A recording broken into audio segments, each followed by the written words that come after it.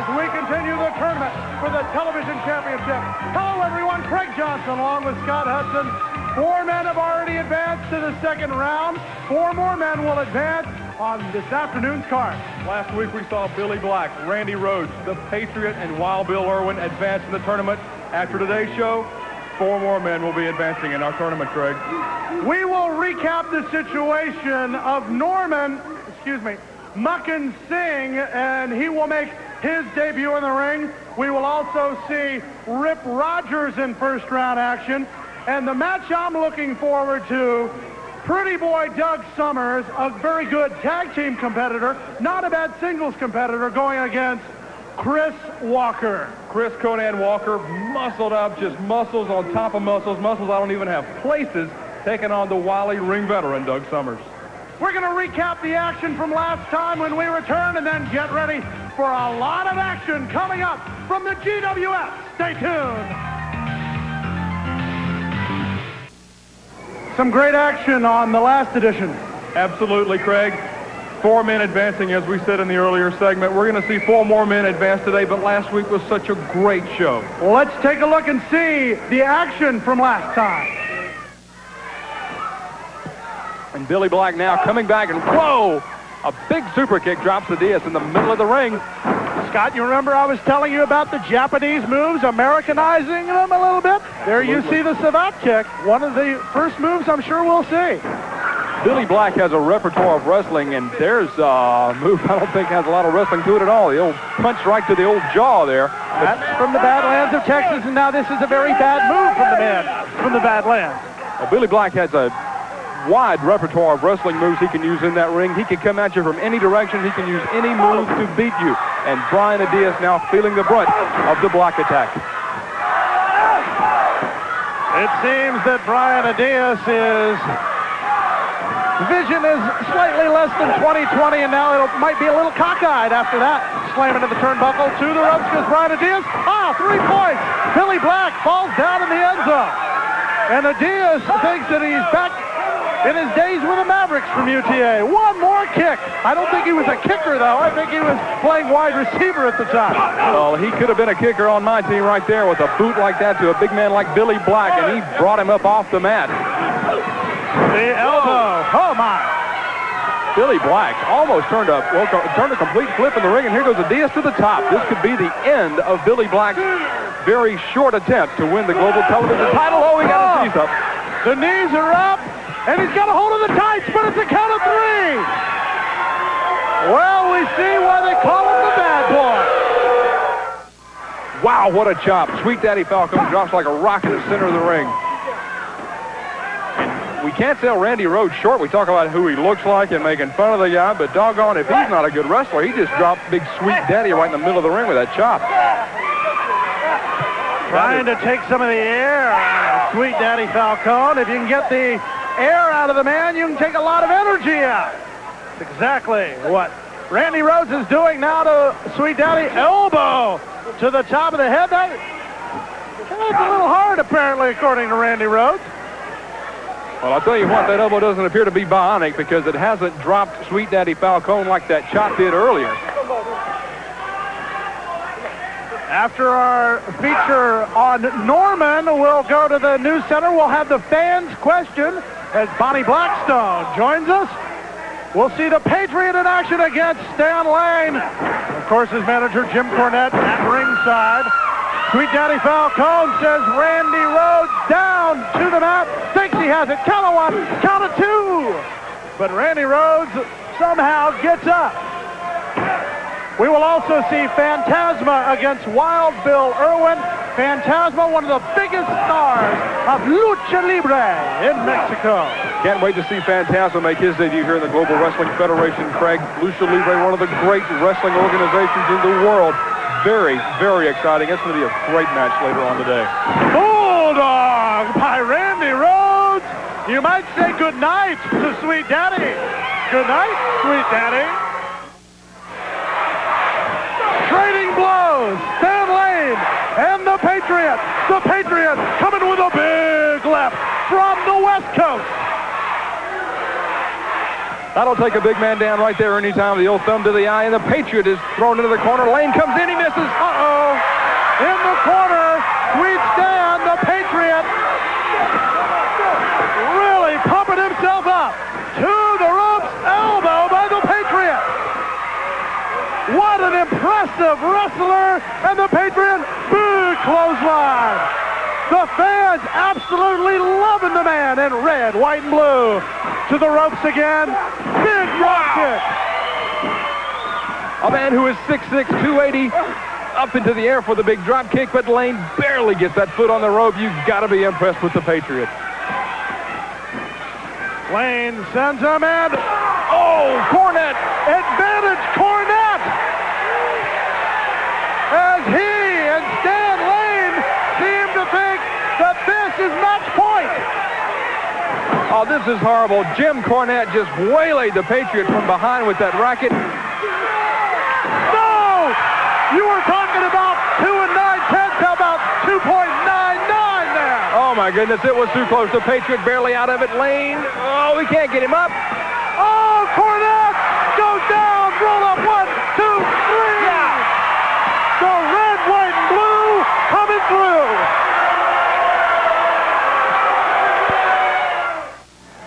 Going after the masked man from Mexico, and you're talking about, when you talk about Mexican wrestling, the mask, the source of pride for all Mexican wrestlers, and that's a source of pride right there. Watch out.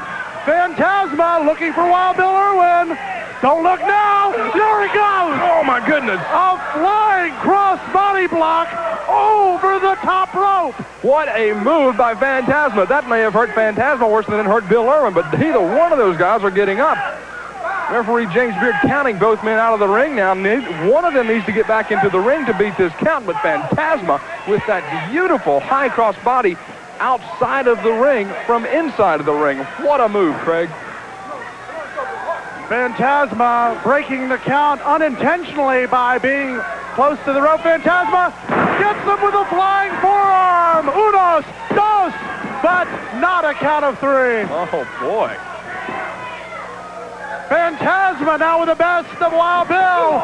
Watch out. Bill almost meeting the turnbuckle. He's got the whip in his hand. Phantasma gets the whip into the midsection.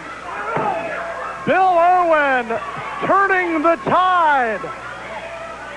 They don't have whips in Lucha Libre, Craig. I don't think Phantasma's ever had to deal with anything like that as Bill Irwin introduces that foreign object into the ring, and Phantasma now being had at the hands of Bill Irwin. Thank you for not saying the global object. Oh. There's the gut-wrench suplex. Count of 1, count of 2, count of 3.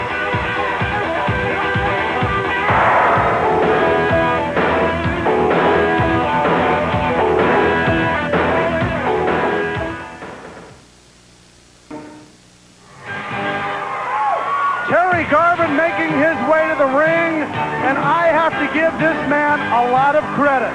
A lot of people remember him as half of the tag team of Beauty and the Beast.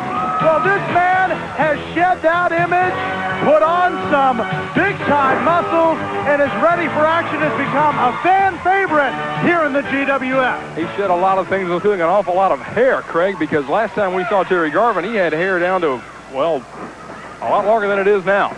Going against the Zebra Kid from the proverbial parts unknown, and I'm not exactly sure about the background of the Zebra Kid, other than the fact that he just got Terry Garvin very, very, very mad. That's not a good thing to do, because Terry Garvin, we can talk about his haircut, we can talk about his attitude change, but there's one thing that he has not changed, and that's his, what can we say here, Craig, his little short temper, his short fuse. He will absolutely punch the ticket of the person who makes him mad. One thing about Terry Garvin, his spinning bulldog is one of the most awesome finishers in wrestling. And quite frankly, the Zebra Kid looks about the perfect size man to pull it on. Absolutely. A spinning bulldog usually starts to throw up about the 4th or 5th spin, but I don't think it's going to take 4 or 5 to put the Zebra Kid down, because Terry Garvin is on a roll. He's part of the Global Wrestling Federation Television Championship Tournament, and boy, is it a great tournament. cards and letters pouring in, talking about how great the Global Wrestling Federation is. After the last time we had the first 4 matches in the tournament, this time 4 more matches. Here's the first of the 4, Terry Garvin and the Zebra Kid. Of course, the fax machine has been busy all day. Terry Garvin. Whoa! The fans very impressed with a man originally from Louisville, Kentucky. But Louisville's got enough to be proud of with Jim Cornette, though. Proud? Well, whatever you say. The Zebra Kid climbing back into the ring, waiting for him, is Terry Garvin. Garvin in his hot pink tights. That is a famous wrestler from the LPWA once told me it takes a real man to wear hot pink. Well, because they can. Well, as to quote another famous announcer, Terry Garvin is all man and a yard wide, and he's also taken the measure of the Zebra Kid in this Global Wrestling Federation television tournament. What great chain wrestling moves by Terry Garvin. Terry Garvin, the Garvin name, storied, long history of just great wrestling action. The Garvin name, Terry Garvin just picking it right up and taking it right on into the 90s with the GWF. A lot of action still to come on this edition as we will see Private Terry Daniels against Mucken Singh. Oh, boy. Oh, my. We will see Chris Walker take on Doug Summers, and the Hitman goes against Rip Rogers. Now, where in the world do they find the Hitman? Where do they come up with these people? Actually, the Hitman is a very popular wrestler up in the Midwest. Ironically enough, a guy with the name The Hitman is actually a fan favorite up there. We'll see what happens when he comes down here. Unbelievable. People coming in from all over the country and all over the world, certainly, to the Global Wrestling Federation. What a great time it is to be a wrestling fan, to see all these new people coming into wrestling. Oh, a clothesline attempted by the Zebra Kid, but nay, said Terry Garvin as we moved around and got the arm bar. Single arm takedown as Terry Garvin wraps up the left wing there of the Zebra Kid, the left hoof, if you would, please, of the Zebra Kid, takes him down. Lots of this good mat work. Terry Garvin knows those 5 points of balance, the head, the 2 arms, the 2 legs. He has got one of those arms working on it, but now the Zebra Kid coming back, trying to take the measure of Terry Garvin. The Zebra Kid, reversal by Garvin. There's a possible DDT coming. Hello. Nobody's going to get up from that. It's time to go to the glue factory for the Zebra Kid. Let's get the official word. Ladies and gentlemen, your winner, Terry Garvin. Now let's go down to Joe Pedicino. He's standing by with Big Bully Busick. All right, he is from Powerhouse Hill, and we might remind you that there's no smoking in the Global Dome. His name is Big Bully Busick, and the most controversial move in wrestling today is the heart punch. Right here in the Global Wrestling Federation, Joe Pedicino, and it's my pleasure to be here, and there's no controversy. If there was controversy, people like you, Bonnie Blackstone, and the rest of these cronies out here would be filing protest. It's a bully blaster owned by the most powerful man in professional wrestling. And you people don't start with that Mario either. All right, they say that he looks a lot like Mario. I don't know why. Hey, what is it with this? Who is Mario anyway? What is this, a Nintendo commercial? All right, all I know is your opponents say that it's a heart punch, and when you use the heart punch in the ring... These people cut it out. I want to get the security. I want all these people out of here right now. We'll be back with more on the Global Wrestling Federation.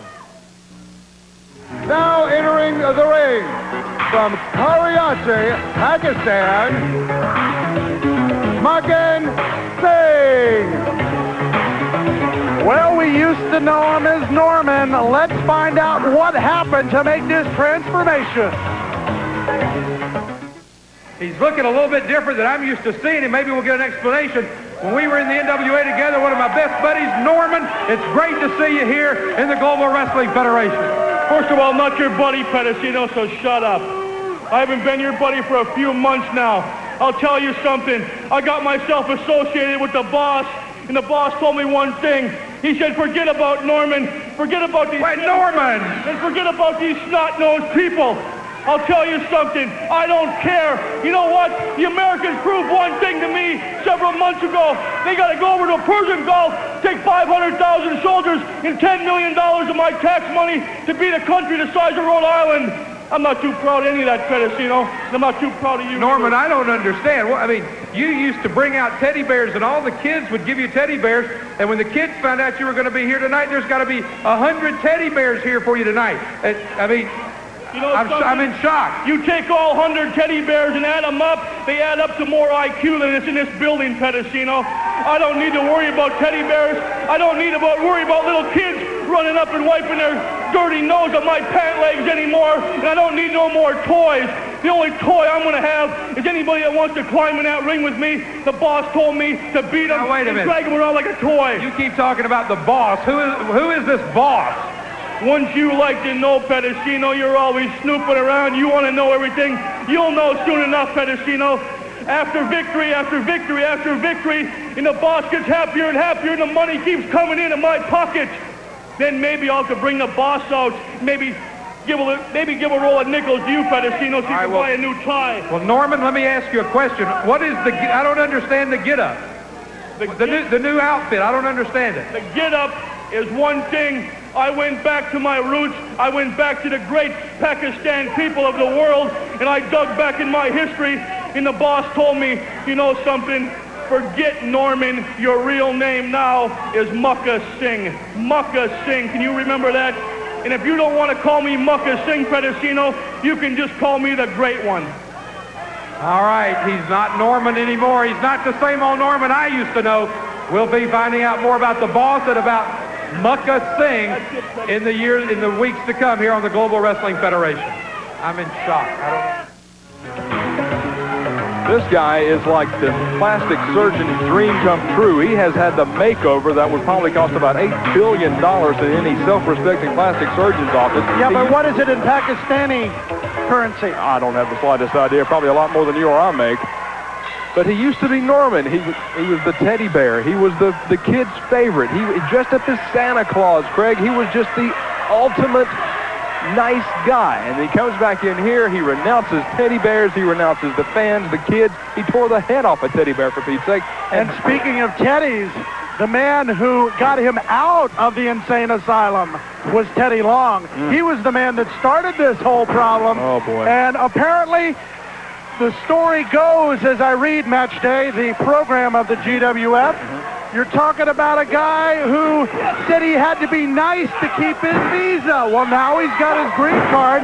The only way Mucken Singh will leave the United States is if they throw him out on an immigration law. He can do anything he wants to in the ring. Well, I don't think the crane has been invented that could pick this guy up to throw him anywhere, and he is just taking the measure of Private Terry Daniels in there. And Daniels is a big guy. Look at him. He's got a little development there. He's obviously spent a good deal of time in the gym, but Mucken Singh is just handling him like yesterday's garbage. Well, they used to say Norman's losing his marbles, but he used his head there. Big body slam by Mucken Singh. Oh, no! Oh, my God. That's got to be 450, 475 coming crashing down across the rather small neck of Private Terry Daniels, and Daniels is counting the lights down there. Now he's up, but I don't think he wants to be. Private Terry Daniels feeling the wrath of the man from Karachi, Pakistan. Into the ropes. Good clothesline, almost tore his head off. We have seen a change in Norman. He isn't the Norman we used to know. No, it's Mucken Singh. I don't want him to hear us calling him Norman. He may come up and storm up here. Well, if he can change himself from who he was before to now he's Mucken Singh, he can probably hear us up here, so we better be extra careful. I won't say that word anymore. He's Mucken Singh if that's what he wants to be. He's twice as big as I am. I'll call him whatever he wants. Action going outside the ring. On to the interview stage. And it wasn't meant for this. It sure wasn't. Oh! Good night. That's a hardwood stage. James Beard counting, but honestly, he looked like he was pleading Mucken Singh to bring the action back in the ring. Absolutely. Looking out for Terry Daniels. There you see Terry Daniels just good. Does he know where he is? This is the Global Dome, Private. Look up toward the ring. You'll see your opponent, Mucken Singh. If you want to run from him, I don't blame you. But now Daniels coming back in to take some more punishment at the hands of this maniacal Pakistani Mucken Singh. Well, Private Terry Daniels, who lists his toughest match as his match against the one-man gang, may have something new to put in that column. I think he's going to have to update his resume after this encounter with the maniacal one, Mucken Singh. I just can't get over the change in this man. He's to say he's different is an understatement, Craig. He's frightening. Singh with both fingers. No peace sign there, just right into the eyes. The only piece he's worried about is taking a piece of the hide of Private Terry Daniels, and now Daniels comes back with the sunset grip. I don't think so. Oh my. No!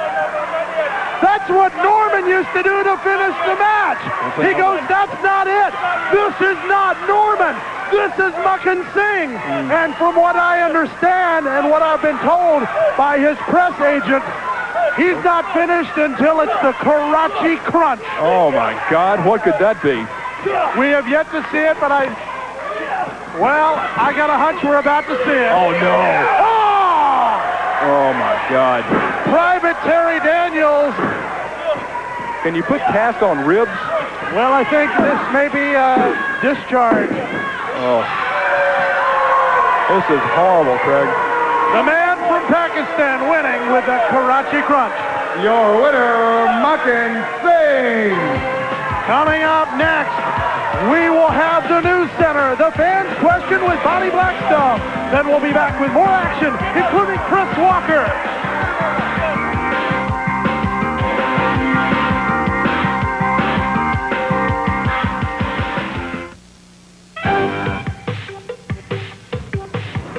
We welcome you to the Wrestling News Center, and Scott Hudson, what I really want to talk about is 4 men have advanced to the second round.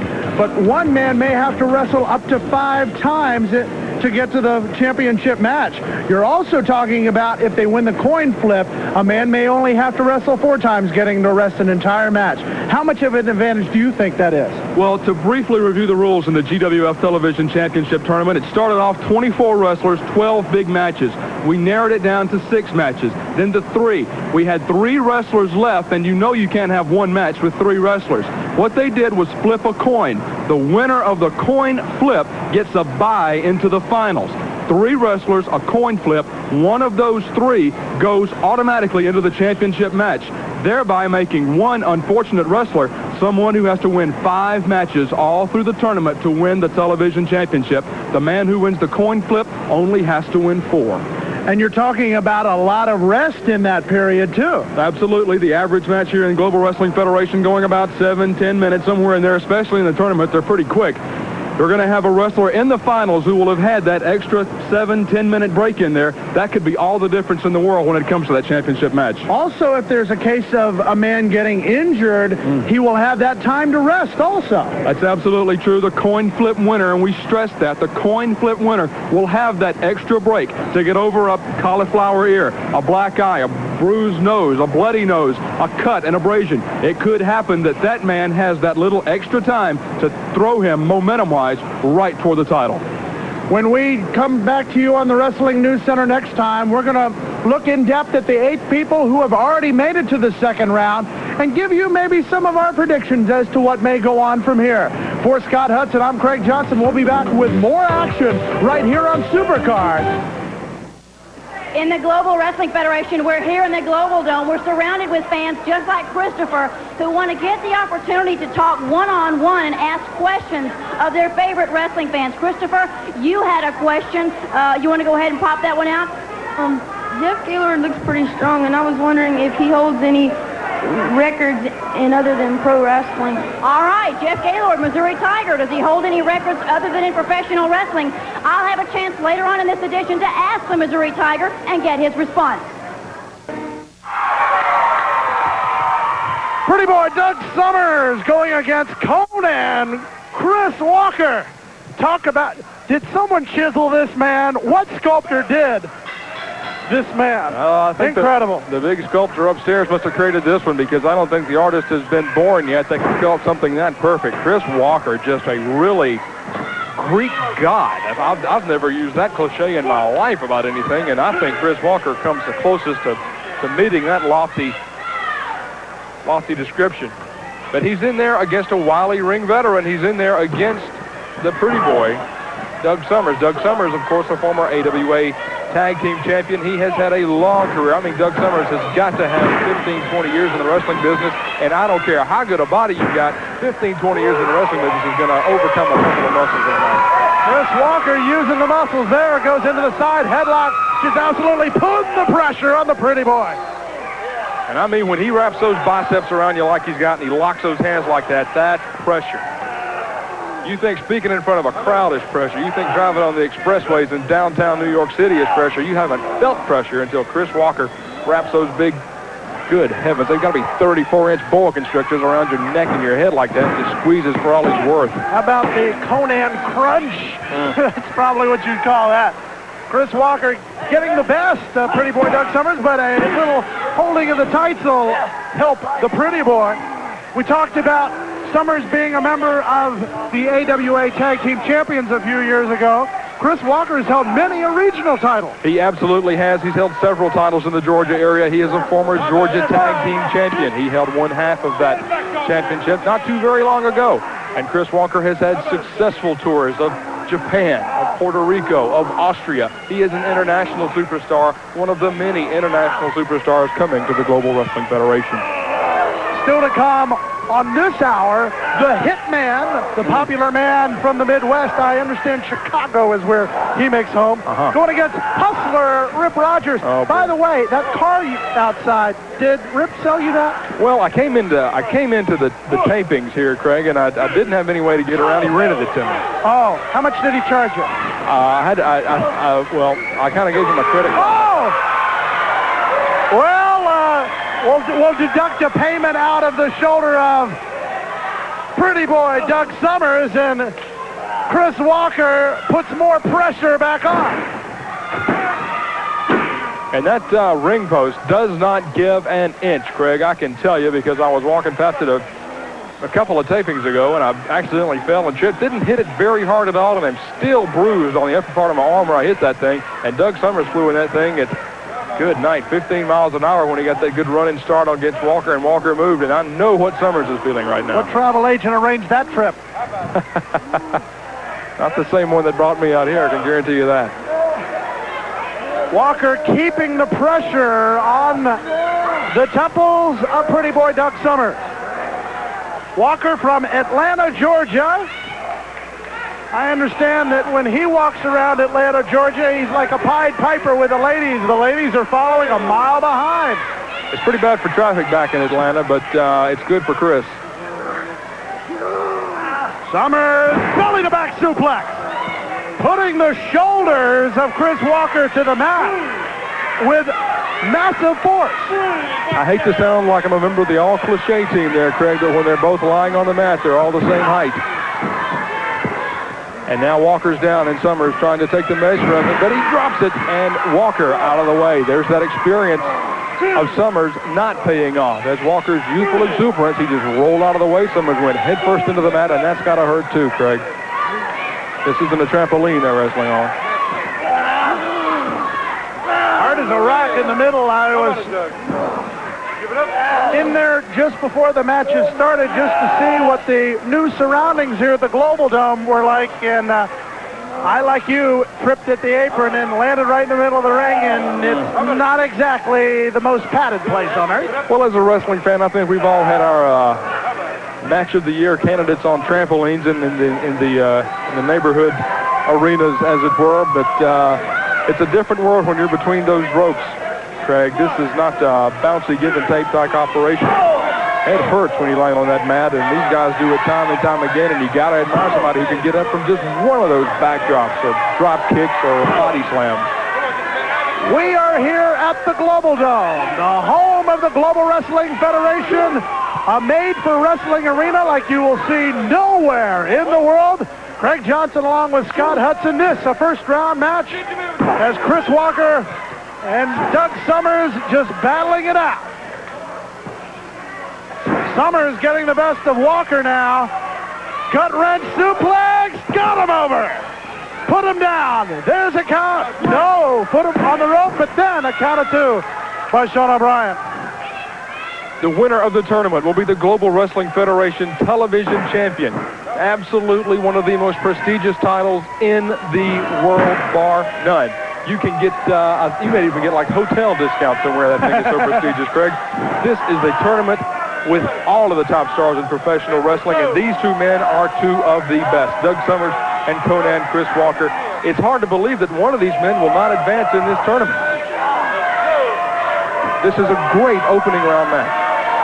We've got a lot more action to go. Remember, 3 men will go into the finals. There will be a coin flip.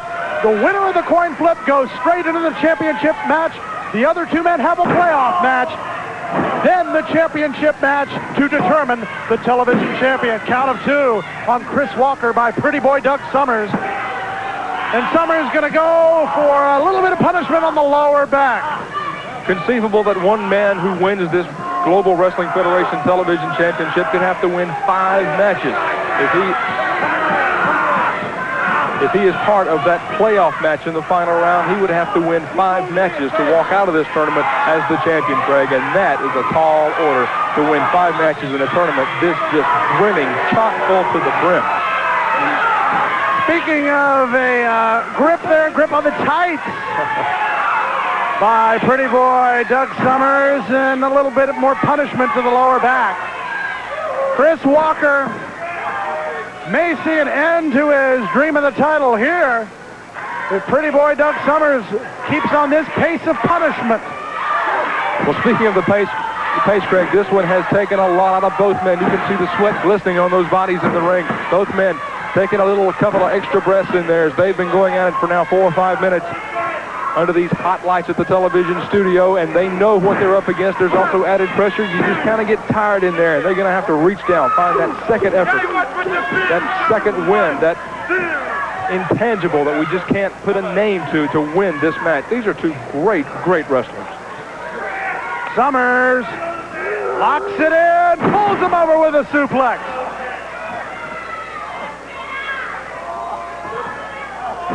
But you see Summers, after that great offensive move, could not keep the momentum to go right out. He looks like he wants to go to the top. He couldn't do it really quick. He had to stop and catch his breath because they've just been going at it so hard. Heavy, and he misses.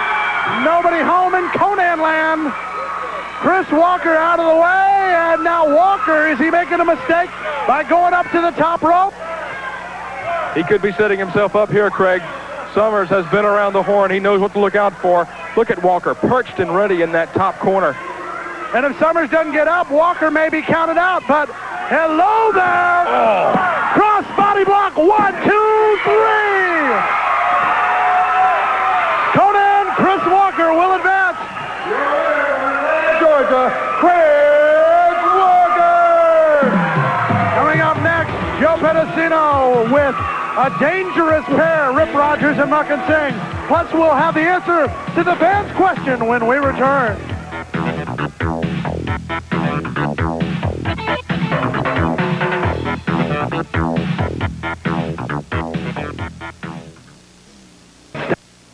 Fans, 2 members of the notorious cartel, the return of the hustler Rip Rogers and the unwelcome return of the maniacal Mucken Singh. And what's happening in the Global Wrestling Federation is that the cartel is here. The cartel is here, featuring me, Hustler Rip Rogers, and the #1 super heavyweight in all the world today, Mucken Singh. And we're here in the Global Wrestling Federation to wreak havoc to anybody that gets in the cartel's way. Remember what the boss said, Mucken.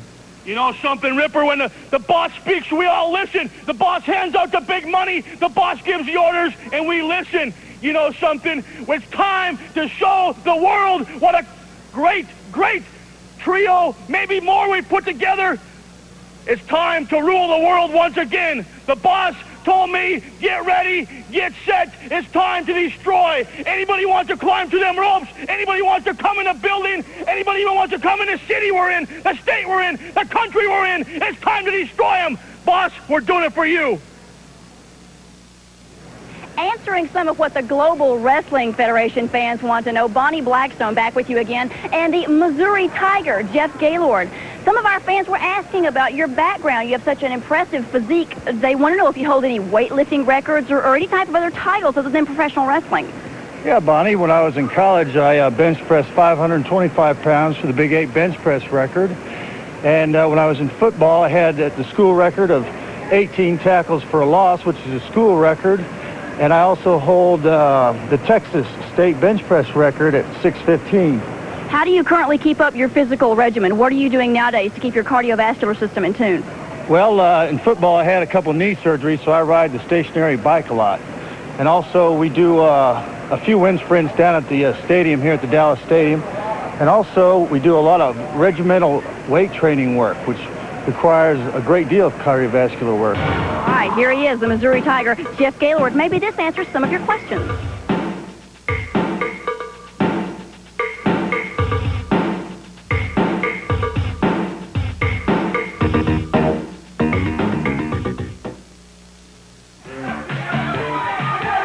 Want to buy a used car?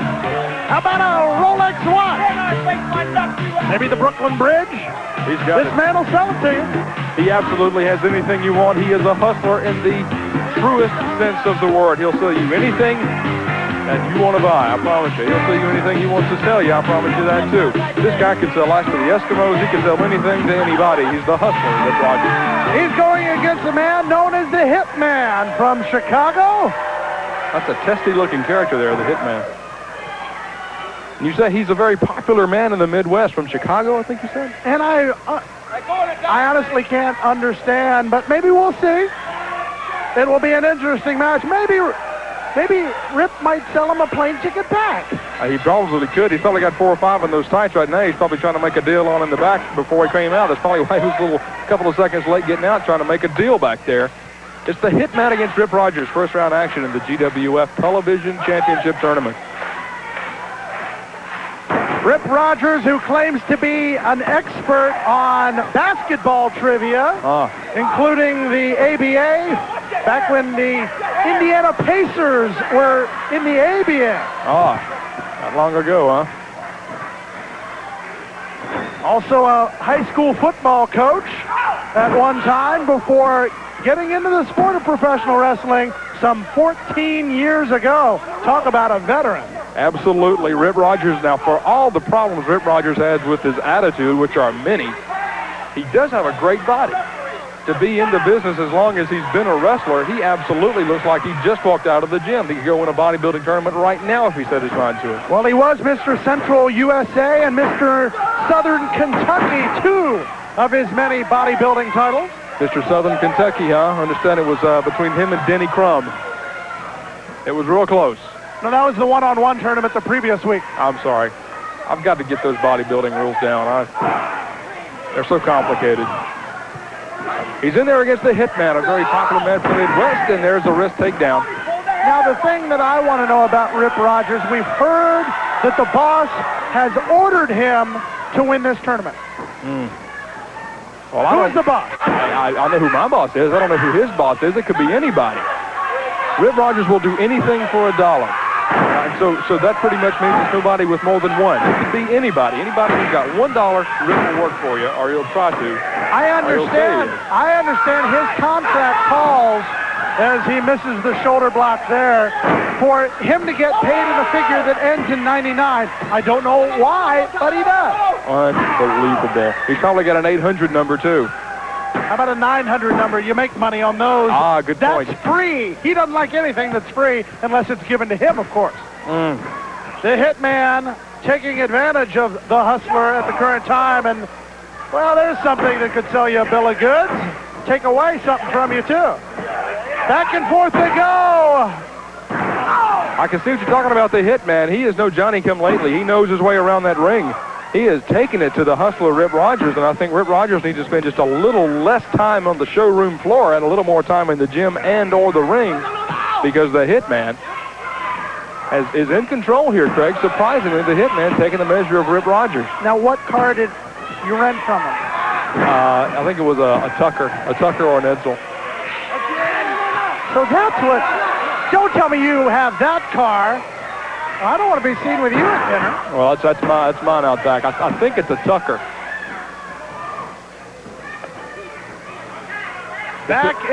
It looks like a Pacer. Somebody wrote Tucker on the door. It says Tucker on the door? Not bad. You know, it's only $48 a day and 4 cents a mile. And I understand that you're driving over 2 states from here. Well, let's get back into action into the ring. The Hitman with the armbar on the Hustler and a handful of tights by Rip Rogers, taking the Hitman back into the corner. He sells the referee on a clean break, but then, of course, gives a return once, twice, 3 times to the Hitman. Rip Rogers, right into the throat. All the weightlifting and body sculpting in the world will not make you a good wrestler if you know how to throw a good thumb to the throat. Rogers going up to the top. Watch out. The Hitman down on the floor. Rogers getting ready to pounce. Being warned. There he goes. Off the top rope, down onto the floor, right on to the Hitman with a double axe handle. That hurts from any height, especially from a height of the top turnbuckle. Look at the turnbuckle in proportion to the floor. That's got to be about a 7 to 8 foot drop. Rogers, who stands about 6'2", had his hands above his head, so make that about a 13-foot drop from the apex of his hand to the back of the Hitman, and that hurts. I don't care who you are. And there's the shoe salesman. 1, 2, 3, he's got his foot on the rope, and it looks like James Beard hesitated on the 3 count as he saw the foot on the rope out of the corner of his eye. Good officiating there by James Beard, always keeping an eye out for Rip Rogers. We need 4 or 5 refs during a Rip Rogers match here, Craig, because there's so much going on. He could have business deals going on at ringside, and he could pay some guy $20 to come in and pull the tights on the Hitman here. You never know. We need more officials than there are fans in the crowd here for a Rip Rogers match. We just can't do that. We wouldn't have room for the TV equipment. Rogers, who listed his weight coming into today's action at 222.22 pounds. Good heavens. Now getting the best of the Hitman. Down for a count of 1, count of 2, but a kick out. How can you get that specific on a weight? I've yet to see the scales where you could have point anything, much less point 2, and then something else, another 2. How do you do that? You mean he didn't try to sell you one? No. Oh, the Hitman, cross body block, 1, 2, but Rip escapes. Barely. Oh, from right field. The boss would not be pleased at that, but now he will be very pleased at this as Rogers comes back with a great technical wrestling move there, a stomp on the fingers. That's a technical wrestling move? Well, for Rip it is. He'll sell it to you for $35. The Hitman feeling the brunt of Rip Rogers now. Hitman in the corner, kicks back at Rogers. Rogers now firing away on the Hitman. That kick had no effect on Rogers. A small package. Wow. Rogers going for the body slam. The Hitman small package rolled him up. Count of 2. Hitman sent in now, comes back off. Sunset flip on Rogers. Can he get him over? Oh, the strain. No, yes. There's 1, 2. But not quite enough. Rogers. Oh, not enough strength in the bodybuilder's body. But enough strength to kick out. That's dead weight, Craig. That's dead weight he's picking up. There he goes again.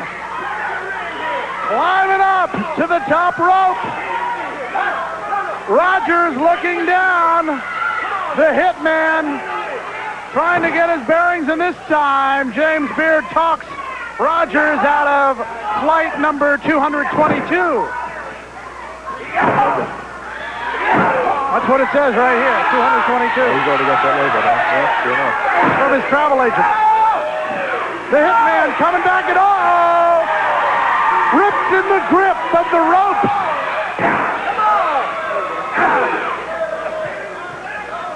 Escaping. The Hitman. Uh-oh. He tried to pull out of that one. Craig, he's down 2. Oh, almost 3. You saw Rogers hesitate coming off those ropes. He tried to avoid that clothesline by the Hitman. He couldn't, and down he went for a 2 count. Reversal by Rogers. Gets him down. DDT. This sales call may be over. 1, 2. Ring the bell and ring the cash register. Rip Rogers gets it. Your winner, Rip Rogers. We'll wrap it up when we return. Number 1 in everybody's heart, Mucken. Yeah!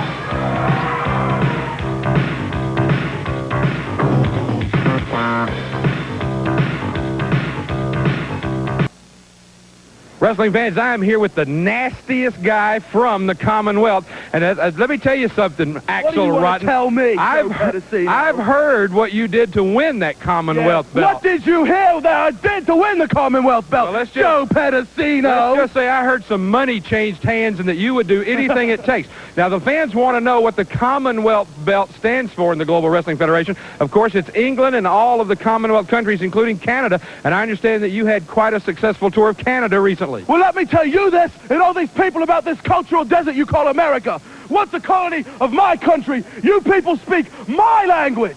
So I rule the Global Wrestling Federation. Not you, not the rest of these commoners out here. It's Axel Rotten. The British Commonwealth title is what it's all about. I don't care about your global title. I don't care what pretty boys you put in my way. But Axel Rotten will be the one and only greatest British wrestler in the Global Wrestling Federation, Joe Pedicino. Well, there may be some others that have something to say about that. We'll be back with more. 4-man advance. Terry Garvin the first with his win over the Zebra Kid. What a great match it was between Terry Garvin. What a change in Terry Garvin. Gone are the pink feather boas and the long curly hair. He's now a not quite crew cut, but a clean cut All-American. I'm glad to see Terry Garvin advance. Private Terry Daniels, I think, thought he might be facing Norman, but instead Mucken Singh arrived. Oh, what a change in the man Norman. He was really popular with the fans, the teddy bears, the Santa Claus, everything. He's gone. Mucken Singh is here, and I think we're all the worse for that. Chris Walker against Doug Summers, a pretty even match. Once again, a case of two big men, but Walker's chiseled body comes up on top. Absolutely. Chris Walker, I would think, would be undefeatable in this tournament. He is one of my favorites going in. We don't know how things are going to turn out. We don't know if anybody's going to be injured or what's going to happen, but Chris Walker, a beautiful athlete. Doug Summers, a ring veteran. He's held numerous titles, but he could not hold up to Chris Walker. And Rip Rogers hustles one away from the Hitman. Oh, Rip Rogers could sell ice to the Eskimos. He needs to put that on his tombstone. Rip Rogers stole it from the Hitman, sold it to the Hitman. You never know how Rip Rogers gets anything he has, but he did get a victory. When we see you next time, we will have more first-round action. For Scott Hudson, Bonnie Blackstone, and Joe Pedicino, I'm Craig Johnson. See you next time as the tournament continues here on Supercard.